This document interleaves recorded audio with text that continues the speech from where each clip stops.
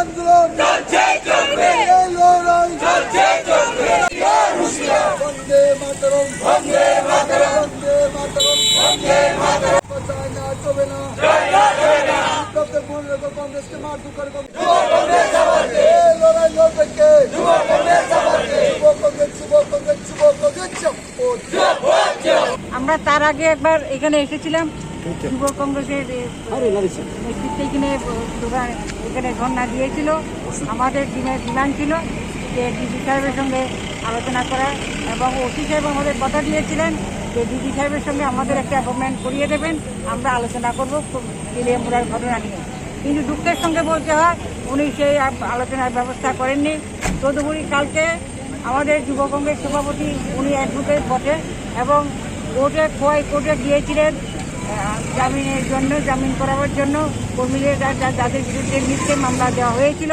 কিন্তু অতর্কিতভাবে তারা আগে প্রি প্ল্যানভাবে সুন্দর করে সাজিয়ে যুব কংগ্রেসের সভাপতিকে মারার জন্য প্ল্যান করেছিল। কতগুলি গাড়ির মধ্যে তারা তাদের গুন্ডাবাহিনীকে নিয়ে এই যুব কংগ্রেস সভাপতি তার গাড়ি নিয়ে বেরোচ্ছিল, তখন চতুর্দিকে গাড়ি এদিক সেদিক করে দাঁড় করিয়ে তাকে অ্যাটাক করে আস্তে আস্তে সামনের দিকে ব্যারিকেড নিয়ে যাচ্ছিল।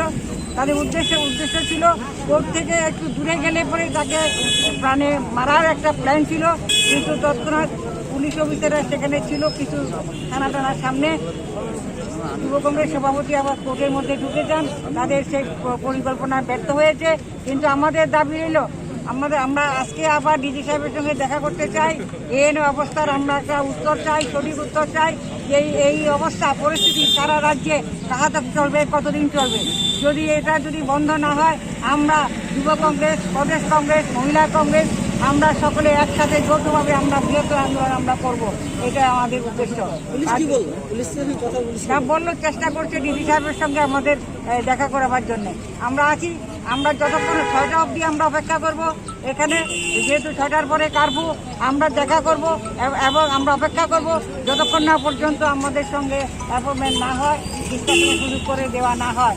কারণ একটা জিনিস যেটা বিজেপির সেই চেহারা, আসল চেহারা, গুন্ডা বাহিনীকে লেলিয়ে দিয়ে রাজ্যের গণতন্ত্রে বিশ্বাসী মানুষকে হেনস্থা করার যে পরিকল্পনা টপ টু বটম, সেটাকে ভাঙতে হবে, সেটাকে রুখতে হবে।